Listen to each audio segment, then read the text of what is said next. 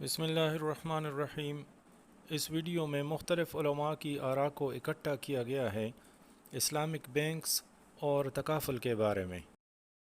پاکستان کی اگر history of Islamic banking دیکھیں تو پاکستان میں 1980 میں بتایا گیا کہ اسلامی نظریاتی کونسل نے ایک رپورٹ پیش کی، پھر زکوٰۃ اور عشر کا نظام آیا، پھر مارک اپ سسٹم انٹروڈیوس کیا، پھر فیڈرل شریعت کورٹ نے اس کو ریویو کیا اور اس میں خرابیاں پوائنٹ آؤٹ کی، پھر سپریم کورٹ کا فیصلہ آیا، اور اس کے بعد پھر بہرحال ایک فیصلہ اچھا ہوا اس سینس میں کہ حکومت میں لوگوں نے فیصلہ کیا کہ کم سے کم ہمیں پیرلل سسٹم چلانا چاہیے، کہ جو لوگ حرام سے بچنا چاہتے ہیں ان کے پاس بھی بینکنگ کا نظام ہو، ان کے پاس سود سے پاک بینکنگ کا نظام ہو، اور اسلامک بینکنگ کا پہلا لائسنس 2002 میں میزان بینک کو دیا گیا، اور اس کے بعد سے پورا لائسنس کا فریم ورک الگ ہے، ریگولیشنز الگ ہیں، اور ایک پیرلل سسٹم چلایا جا رہا ہے کہ جی اسلامک حلال کام کرنا ہے تو بھی کر سکتے ہیں، حرام کام کرنا ہے تو بھی آپ کر سکتے ہیں، بٹ دونوں چیزوں کی ایک ہے۔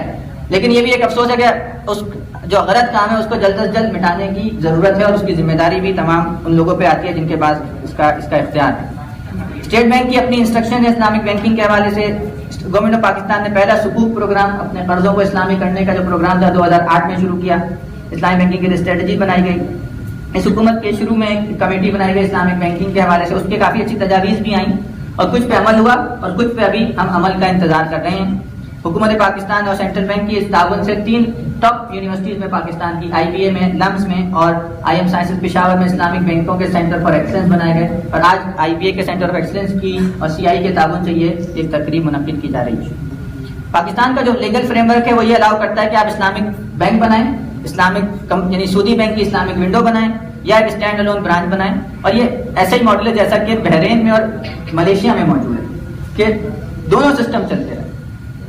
صحیح ہے، کچھ حد تک تو یہ کچھ دنوں تک تو یہ بات گوارا کرنی چاہیے، لیکن اس کے بعد اس کے آگے بھی سوچنا چاہیے کہ اس سسٹم کا جو اختتام ہے وہ کیسے کیا جائے۔ ریگولیشن کے اندر بھی پاکستان میں شریعہ گورننس کا پراپر ایک فریم ورک موجود ہے، پروفٹ ڈسٹریبیوشن کی گائیڈ لائنز موجود ہیں، پروڈینشیل ریگولیشن اسلامک بینکوں کے لیے الگ بنتی جا رہی ہیں، IOP کے شریعہ اسٹینڈرڈز کو اسٹیٹ بینک نے اڈاپٹ کیا ہے، اسلامک بینکوں کا الگ شریعہ آڈٹ کیا جاتا ہے، اسٹیٹ بینک الگ شریعہ آڈٹ کرتا ہے، ایکسٹرنل شریعہ آڈٹ الگ کیا جاتا ہے۔ اسلامی بینکوں کے شریعہ بورڈ پہ اس بات کی تاکید کی جاتی ہے کہ وہ ہر سال اپنی شریعہ رپورٹ، اپنے بینک کی پرفارمنس کے بارے میں ایک پوری رپورٹ اپنے بینک کے اکاؤنٹ میں پبلش کریں تاکہ پتہ چلے کہ وہ بینک اتنا صحیح کر رہا ہے یا کیا اس میں خامیاں رہ گئی ہیں۔ اسٹیٹ بینک کا جو اپنا پلان ہے اس کے حساب سے اسٹیٹ بینک اور حکومت یہ چاہتی ہے کہ 2020 تک اسلامک بینکنگ کا جو تناسب ہے وہ 20% ہو جائے، کہ کم سے کم 20% سسٹم جو ہے وہ سود سے نکل جائے۔ اور یہ بات اب الحمدللہ اسٹیٹ بینک کے کافی سینئر حضرات کہتے ہیں، اور ایک بلکہ بڑے سینئر ڈپٹی گورنر نے TV پروگرام میں بھی کہا اور بڑا کھلے کہا انہوں نے کہ میں یہ تسلیم کرتا ہوں کہ ہمارا نظام جو بینکنگ کا جو دوسری بینکنگ کا نظام ہے وہ سراسر سود پہ اور غلط ہے۔ یعنی یہ بات کھلے عام TV پہ بھی تسلیم کی گئی کہ ہمارا اس وقت، اور ابھی کی بات ہے کچھ عرصے پہلے کی، کہ یہ ہمارا کنونشنل بینکنگ کا نظام شریعت کے حساب سے بھی غلط ہے، اسلام کے حساب سے بھی غلط ہے، اور یہ ربا پہ مشتمل ہے، اس میں کوئی دو رائے نہیں ہے۔ تو اب جب اتنی واضح اعتراف کیا جا چکا ہو تو اب کوشش کرنی چاہیے کہ اب ہم اس سے کیسے اس سے چھٹکارا حاصل کریں۔ پاکستان میں 5 فل فلیج اسلامک بینکس ہیں، 16 کنونشنل بینک ہیں، 17 کنونشنل بینکس ہیں جنہوں نے اسلامک بینکنگ ونڈو کھولی ہے، اور وہ اسلامک بینکنگ بھی کر رہے ہیں اور انٹرسٹ بیسڈ بینکنگ بھی کر رہے ہیں، یعنی لیکن وہ اس طرف آئے ہیں اور یہ بات کا اعتراف خود بھی کرتے ہیں۔ اگر کوئی کسٹمر آتا ہے ان کے پاس اور کہتا ہے کہ جی میں تو بہت دین پسند ہوں اور مجھے سود سے پاک اکاؤنٹ کھولنا ہے، تو وہ کہتے ہیں سر آپ برابر والی برانچ میں چلے جائیں، وہ ہماری اسلامک برانچ ہے۔ تو یہ ایک بہرحال یہ چیز نظر آتی ہے ہمیں اور یہ چیز ہو رہی ہے۔ کچھ بینکوں نے یہ فیصلہ کیا ہے پاکستان میں کہ وہ اپنی کنونشنل بینکنگ سے تائب ہو کے اسلامک بینکنگ کی طرف کنورٹ ہوں گے، جیسے فیصل بینک کا اس میں ایک نام آج کل آ رہا ہے، اور ان کی خواہش ہے کہ ہم اپنا سودی نظام بند کر دیں اور اسلامک بینکنگ کی طرف کنورٹ ہو جائیں، تو یہ کنورژن بھی پاسبل ہے۔ اب تک پاکستان میں 4 سودی بینک اسلامک بینک میں کنورٹ بھی ہو چکے ہیں۔ HSBC کے 2 آپریشن پاکستان میں تھے جن کو میزان بینک نے کنورٹ کیا، اسی طرح 2 اور فورن بینک تھے جو ایک لوکل بینک تھا جو اسلامک بینکنگ میں کنورٹ بھی ہو چکا ہے، تو یہ ہونا پاسبل ہے۔ اور HSBC جیسا فورن بینک میزان بینک نے صرف 3 مہینے میں کنورٹ کیا تھا۔ تو الحمدللہ اسلامک بینکوں کی آج وہ ان کے پاس وہ علمی استطاعت بھی ہے، وہ پروڈکٹس بھی ہیں، اور وہ ول بھی ہے کہ وہ مہینوں کے اندر پورے سودی بینکوں کو کنورٹ کر سکتے ہیں اگر ان کو پراپر سپورٹ کیا جائے۔ یہ 3 اداروں کا ذکر میں نے کیا، لمس، IM سائنسز اور IBA۔ IBA سے آپ کو معلوم ہے پاکستان کا سب سے پرانا بزنس اسکول ہے، اور اب یہ بات IBA کے اندر ہمیں بہت اچھی طرح ریئلائز ہو گئی ہے کہ اگر ہم نے اپنے اسٹوڈنٹس کو اسلامک فائنینس کی تعلیم نہیں دی تو ان کی جو ان کی جو تعلیم ہے وہ نامکمل ہوگی. یاد رکھیں کہ اب اللہ کی شان دیکھیں کہ جب سے علماء اسلام کو اللہ جزا دے، اور ہمارے ملک میں سب سے زیادہ کام اس پہ حضرت شیخ تقی عثمانی نے کیا ہے، اللہ انہیں جزائے خیر دے. انہوں نے مولویوں کی طرف سے فرض کفایہ ادا کیا، کیونکہ ہمارے اکثر مولویوں کو تو پتہ ہی نہیں ہوتا نا کہ اقتصادی معاملات کیا ہوتے ہیں.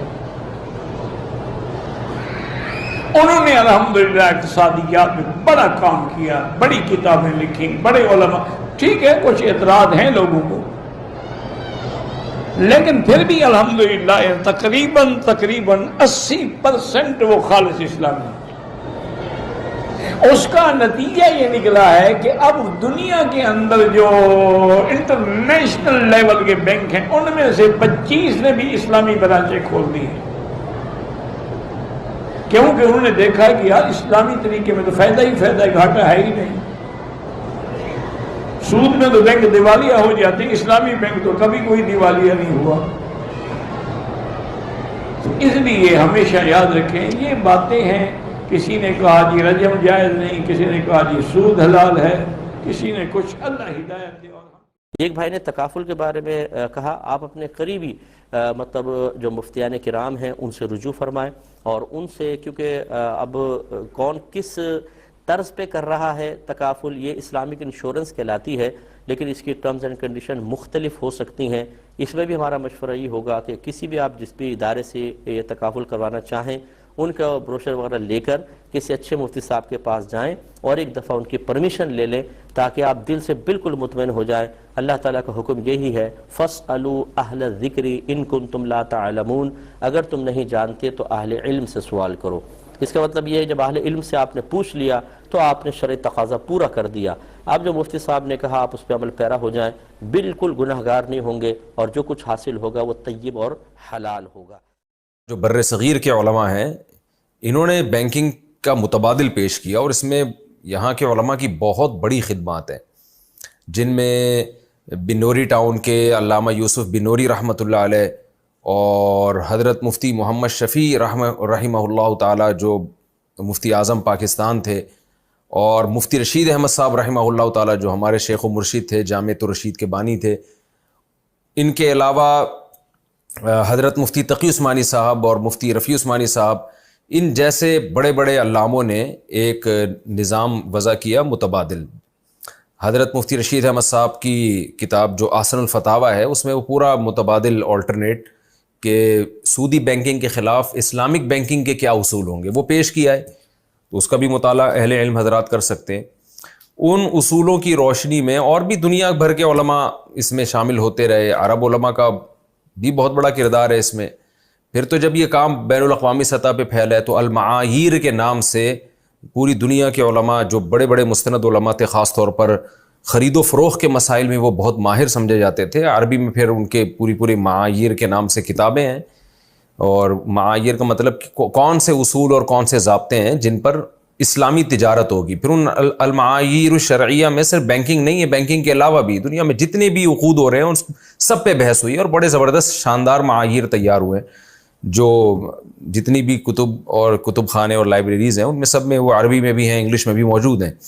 تو بینکنگ ہو یا اور جتنے مالیاتی اداروں سے متعلق یا مالیاتی معاملات سے متعلق معاملات ہیں وہ سب انہی اصولوں پہ ہوتے ہیں. تو اس کے مطابق جو ہے نا بینکنگ کا جو آلٹرنیٹ پیش کیا گیا تھا، یعنی سودی بینکنگ کا، وہ آلٹرنیٹ یہ تھا کہ اسلام میں بزنس کے 6 مشروع طریقے ہیں جو اسلام نے بالکل ان کی اجازت دی ہے. ایک ہے جی مضاربت ہے. مضاربت کا مطلب کیا ہوتا ہے؟ ایک آدمی کی انویسٹمنٹ ہو، دوسرے کی محنت ہو. محنت میں یہ بھی داخل ہے کہ وہ آگے کسی کہیں اور انویسٹ کر دے. میں آپ کو 1 لاکھ روپے دیتا ہوں کہ جو بھی آپ بزنس کرنا ہے کریں، لیکن جو آپ پیسہ کمائیں گے اتنے فیصد میرا ہوگا، اتنے فیصد آپ کا. پھر آپ کیا کرتے ہیں؟ بزنس کرنے کے بجائے خود آگے مضاربت پہ کسی کو دے دیتے ہیں کہ بھائی مجھے 1 لاکھ روپے کہیں سے ملے ہیں بزنس کے لیے، تو میں خود نہیں کر رہا، آپ کرو، اور اس سے آپ ڈیلنگ کر لیں کہ اتنے % میرا، اتنے % آپ کا. پھر اصل انویسٹر کو آپ اس میں سے اس کی پرسنٹیج کے حساب سے دے دیں. تو اس میں شریعت نے بہرحال، یعنی ڈیٹیل میں تو میں جاؤں گا تو بہت لمبی پورا کورس ہو جائے گا یہ. تو ایک طریقہ ہے مضاربہ، ایک طریقہ ہے مشارکہ کہ دونوں طرف سے پیسے ہوں. ایک طریقہ ہے سلم. سلم کا مطلب کیا ہے؟ آپ پہلے پیسہ لے لیتے ہیں خریدار سے اور مستقبل کی بے کرتے ہیں. فیوچر کی بے جائز نہیں ہے لیکن سلم میں جائز ہے, اس کی اپنی شرائط ہیں, آپ کوئی چیزیں. اور ایک ہے استثناء. استثناء کا مطلب ہوتا ہے آرڈر پہ کوئی چیز بنوانا, تو کوئی پروجیکٹ آپ بنا کے لوگوں کو دیتے ہیں. تو یہ 6 عقود ہیں جن پہ اسلامک بینکنگ گردش کر رہی ہے. تو علماء نے یہ 6 عقود بینکوں کو بنا کے دیے تھے کہ بھئی آپ اس پہ تجارت کریں. تو ہم نے پھر 1 سال بینکوں کا سروے کیا, جو میزان بینک ہو گیا, بینک اسلامی ہو گیا, اس کے علاوہ جو بھی اسلامی اصولوں پہ جن کا یہ دعویٰ ہے کہ ہم بینکنگ کر رہے ہیں. تو ہم نے پھر کیا کیا کہ حضرت مفتی تقی عثمانی صاحب نے جب اس کے جائز ہونے کا فتویٰ دیا, دارالعلوم کرنگی کے بڑے حضرات نے, تو جامعۃ الرشید میں پھر اس پر پہلے تو ہم یہ کہتے تھے کہ بھئی کئی سال تک ہم یہ فتویٰ دیتے رہے کہ حضرت مفتی تقی عثمانی صاحب کی اس پہ تحقیق ہے, ہماری تحقیق نہیں ہے, تو آپ اس پہ جس کو ان کی تحقیق پر اعتماد ہے وہ عمل کر سکتا ہے. تو ہم سے پوچھتے, ہم کہتے ہیں ہماری کوئی تحقیق نہیں ہے اس بارے میں, کیونکہ تحقیق بہت مشکل کام تھا. وہ جو اصول اور ضابطے علماء نے تیار کیے تھے وہ تو تحقیق کے بعد تیار کیے تھے. اصل میں دیکھنا یہ تھا امپلیمنٹ بھی ہے یا نہیں ہے. ایسا تو نہیں ہے کہ یہ بینک ٹوپیاں کرا رہے ہیں اور صرف کاغذ کی حد تک تو عقود ہو رہے ہیں, حقیقت میں نہیں ہو رہے, تو کان ادھر سے پکڑو ادھر سے پکڑو, یہ والا معاملہ تو نہیں ہو رہا کہیں. تو جب بہت زیادہ لوگوں نے اصرار کیا بھئی آپ کی بھی تو کوئی تحقیق ہونی چاہیے, آپ ٹوٹلی دارالعلوم کرنگی کی کا ریفرنس دے دیتے ہیں کہ مفتی تقی عثمانی صاحب کی تحقیق کے مطابق جائز ہے, تو آپ خود بھی تو تحقیق کریں. تو پھر 1 سال ہم نے تحقیق کی اور جامعۃ الرشید نے اس علماء کی کمیٹی بنائی جس میں بندہ بھی شامل تھا. تو 5 یا 6 علماء تھے جن کا کام یہ تھا کہ 1 سال انہوں نے صرف اسلامک بینکنگ کو پڑھنا ہے اور بینکوں کا سروے بھی کرنا ہے, دیکھنا بھی ہے کہ اندر ہو کیا رہا ہے, عملی طور پر یہ سسٹم جو علماء نے بنا کے دیا ہے یہ نافذ بھی ہے یا نہیں ہے. اور اس کے بارے میں جو اعتراضات اٹھتے ہیں, بعض اعتراضات علماء کی طرف سے تھے, بعض عوام کی طرف سے تھے, تو ان اعتراضات کا بھی جائزہ لینا ہے کہ یہ اعتراضات واقعی ہیں بھی یا نہیں ہیں, اگر ہیں تو ان کے جواب کیا ہیں. تو ہم نے بالکل نیوٹرل ہو کے تحقیق کی تھی اور ہم بینکوں کے ہم نے دورے کیے. تو اس میں پھر ہمارے سامنے جو بات سامنے آئی جو وہ یہ تھی کہ یہ جائز ہے اور بینک میں واقعی پریکٹیکلی اس پر عمل بھی ہو رہا ہے. اس میں بہت سارے اعتراضات جو اہل علم حضرات کی طرف سے کیے جاتے تھے, وہ تو کچھ اعتراضات تو ایسے تھے جو حقیقت سے ناواقف ہونے کی وجہ سے تھے, وہ یہ سمجھ رہے تھے کہ ایسا ہو رہا ہے حالانکہ ایسا ہو ہی نہیں رہا تھا. اور کچھ اعتراضات ایسے تھے جن کے معقول جواب علمی انداز میں موجود تھے. تو خیر جامعۃ الرشید نے اس پہ ایک تحریر شائع کر دی اور جائز ہونے کا فتویٰ دیا ہے, اس کے جائز ہونے کا. البتہ تکافل کے بارے میں ہماری رائے حضرت یعنی دارالعلوم کرنگی کی رائے سے ابھی تک متفق نہیں ہوئی ہے. تکافل جو آلٹرنیٹ پیش کیا گیا نا تکافل کا, اس میں جامعۃ الرشید کے سینئر مفتی ہیں مفتی حسین خلیل خیل صاحب, وہ بھی تھے اور بھی دیگر علماء تھے. تو بہت لمبی اس پہ بھی سال بھر بحث ہوئی ہے ہماری. تو اس میں جو کم از کم میری رائے, مجھے تو یہ کہتے ہوئے بھی اچھا نہیں لگتا ہے میری رائے ہماری کیا اوقات ہے, لیکن ٹوٹی پھوٹی جو ہم نے تحقیق کی ہے جتنی ہم کر سکتے تھے اس کے حساب سے, اور حضرت مفتی حسین خلیل خیل صاحب تو وہاں کے بہرحال سینئر مفتی ہیں, ان کی بھی رائے یہ تھی کہ تکافل کا جو موجودہ سیٹ اپ ہے اس پہ ہمیں اطمینان نہیں ہے. اس پہ حضرت اقدس حضرت مفتی تقی عثمانی صاحب سے براہ راست بھی ہمارے یعنی اشکالات ہم نے پیش کی ہیں, تو حضرت کی طرف سے ان کے جواب بھی دیے گئے. لیکن ظاہر ہے اہل علم میں اختلاف ہوتا ہے, اگرچہ حضرت تو بہت بڑے آدمی ہیں, لیکن بہرحال اس میں ہمیں لگا کہ ہمیں اس جواب سے ہم مطمئن نہیں ہو پائے. تو اس لیے تکافل کے بارے میں ہماری یہی فتویٰ ہے کہ ہمیں اس کے جائز ہونے پر اطمینان نہیں ہے جب تک کہ چند تبدیلیاں نہیں کی جاتی اس کے اندر. اب کچھ اطلاع آ رہی ہے کہ شاید کچھ تبدیلیاں کی گئی ہیں, واللہ عالم. تو لیکن یہ بھی بات ذہن میں ضرور رکھیں کہ تکافل پہ ہمیں وہ اعتراضات نہیں ہیں جو عام ہماری رائے میں ٹھیک نہیں ہے.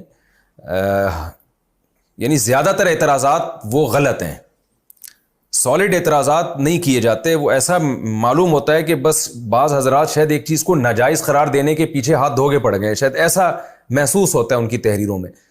تو ہمیں جو تکافل پہ اعتراض ہے وہ ایک ہی اعتراض ہے جو بڑا مشہور اعتراض ہے جو اہل علم جانتے ہیں. میں اس اعتراض کو بھی لے کے چلوں گا تو پھر ایک نئی بحث چھڑ جائے گی. تو اس لیے میں تو خلاصے کے طور پہ پیش کر رہا ہوں کہ بینکنگ کے مسئلے میں تو جامعۃ الرشید دارالعلوم کرنگی کی رائے سے بالکل متفق ہے اور ہم نے خود اس کی تحقیقات کی. البتہ تکافل کے معاملے میں خود جامعۃ الرشید کے علماء کی آراء میں بھی اختلاف ہے. تو حضرت مفتی حسین خلیل خیل صاحب ہیں اور مجھے بھی جو ہے نا جو اطمینان ہے وہ اسی رائے پر ہے جو مفتی حسین خلیل خیل صاحب کی رائے ہے. کہ تکافل پر ہمیں تحفظات ہیں، جو ایک معقول ایک بڑا اشکال ہے، اس کا ابھی تک کوئی ہمیں جواب ملا نہیں ہے. اس لیے تکافل پہ میں جو ذاتی طور پہ جب فتویٰ دیتا ہوں تو یہی فتویٰ دیتا ہوں کہ اس سے اجتناب کیا جائے. تو میں خود بھی نہیں کراتا تکافل، لیکن معمولی نہیں ہے. مسائل میں جو خرید و فروخت کے مسائل میں پوری دنیا ان کو امام مانتی ہے، تو ایسے مسئلوں میں یہی ہوتا ہے کہ مفتی کا کام ہوتا ہے اپنی رائے دے دے، باقی کوئی کسی اور کی رائے پر عمل کرتا ہے تو وہ جانے. تو اگر کوئی ہماری رائے پر عمل کرنا چاہتا ہے تو ہمیں تکافل کے جائز ہونے پر فی الحال اطمینان نہیں ہے، اور اس میں بہت بحثوں کے بعد ہم اس نتیجے پر پہنچے ہیں کہ اس میں کچھ تحفظات ہیں ہمیں. اس لیے احتیاط ہماری رائے میں یہی ہے کہ اس سے اجتناب کیا جائے. باقی بینکنگ، اچھا اس میں بھی ہے کہ بینکنگ کا مسئلہ بھی ہے تو اختلافی. میں نے تو اپنی رائے پیش کی ہے کہ ہم گئے اور بہت تحقیق کی، لیکن بنوری ٹاؤن کے علماء سنا ہے کہ اب تک اس کو ناجائز کہہ رہے ہیں. تو دیکھیں علماء جب دونوں طرف ہوتے ہیں نا تو اس میں ایک اصول عوام کو چاہیے کہ وہ ذہن میں رکھے. جب علماء کسی مسئلے میں اختلاف کرتے ہیں اور ایک ہی مکتب فکر کے علماء ہیں جن کا جو سوچنے کا انداز اور دلائل وہ سب ایک ہی طرح کے ہوتے ہیں، پھر بھی ان میں اگر اختلاف ہو جائے اور آپ ان کو اہل حق علماء سمجھتے ہیں تو پھر ایک اصول یاد رکھیں. پھر اس میں کیا ہے، جو جس قول میں احتیاط ہے اس کو احوط کہا جاتا ہے، اور جس میں آسانی ہے اس کو اوسع کہا جاتا ہے، وسعت والا. تو ایسے موقع پہ پھر عوام کو چاہیے کہ شدید ضرورت کے بغیر وہ احتیاط والے قول پر عمل کرے، اور کہیں ضرورت شدیدہ ہو، بہت زیادہ حرج کا اندیشہ ہو تو پھر اس قول پر عمل کر لے جس میں گنجائش ہے. تو یہ ایک اصول یاد رکھیں کہ پھر علماء پہ طنز نہ کریں کہ یہ کیا کہتے ہیں، ان کو کیا پتہ یہ کیونکہ ہم نے دیکھا ہے اسلامک بینکنگ کو جنہوں نے جائز قرار دیا، بعض متشدد لوگوں نے ان کو حکومت کا پٹھو قرار دینا شروع کر دیا. اس کا حکومت کے پٹھو ہونے سے کیا تعلق ہے؟ حکومت کہاں چاہتی ہے کہ اسلامک بینکنگ آئے؟ ابھی دیکھیں نا سپریم کورٹ نے جو سودی بینکوں کے خلاف جب فیصلہ کیا ہے تو گورنمنٹ نے کہاں کس کو سپورٹ کیا؟ سودی بینکوں کا سپورٹ کیا، اسلامک بینکوں کو تھوڑی سپورٹ کیا ہے. ہاں گورنمنٹ میں اچھے لوگ بھی ہوتے ہیں لیکن عمومی طور پر تو نہیں سپورٹ کیا جاتا. تو اسی طرح وہ علماء جو اسلامک بینکنگ کو حرام قرار دیتے ہیں ان کے بارے میں بھی ایسے سخت الفاظ استعمال کرنا کہ ان کو کیا پتہ خرید و فروخت کے معاملات کا، تو یہ بے اعتدالی ہے. تو دونوں علماء قابل احترام ہیں ہمارے لیے. ایسے موقع پہ اختلاف ہو تو وہ اختلاف بھی ایک قسم کی رحمت ہوتا ہے. شدید ضرورت ہو تو گنجائش سے فائدہ اٹھائیں، ضرورت نہ ہو تو احتیاط پر عمل کریں. عامی آدمی کے لیے یہی ہے. ہاں مفتی عالم کو جس رائے پر اطمینان ہو دلائل کی قوت کی بیس پر تو وہ پھر اسی رائے پر عمل کرے گا.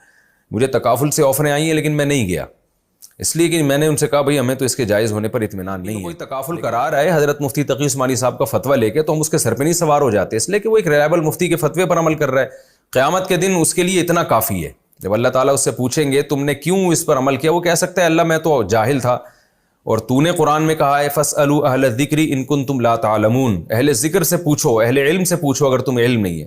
تو پوچھا اس لیے جاتا ہے نا کہ عمل کیا جائے. تو ایک آدمی نے اہل علم سے پوچھا، انہوں نے فتویٰ دے دیا، وہ اس پر عمل کر رہا ہے. اور اہل علم بھی واقعی اہل علم ہیں، اہل حق میں سے بھی ہیں. خالی اہل علم ہونا کافی نہیں ہے، اہل حق میں سے بھی ہونا ضروری ہے، ورنہ بعض اہل علم خواہش پرست ہوتے ہیں، نفس پرست ہوتے ہیں.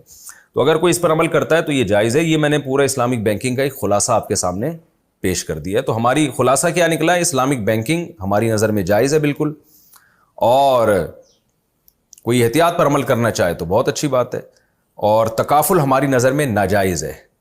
کوئی مجبوری میں حضرت مفتی تقی صاحب کے قول پر عمل کرنا چاہے تو اللہ سے امید کی جائے گی کہ انشاءاللہ اس کو گناہ نہیں ملے گا. لیکن ہم سے کوئی فتویٰ لے گا تو ہماری نظر میں تکافل پر ہمیں اطمینان نہیں ہے، جائز نہیں سمجھتے ہم اس کو.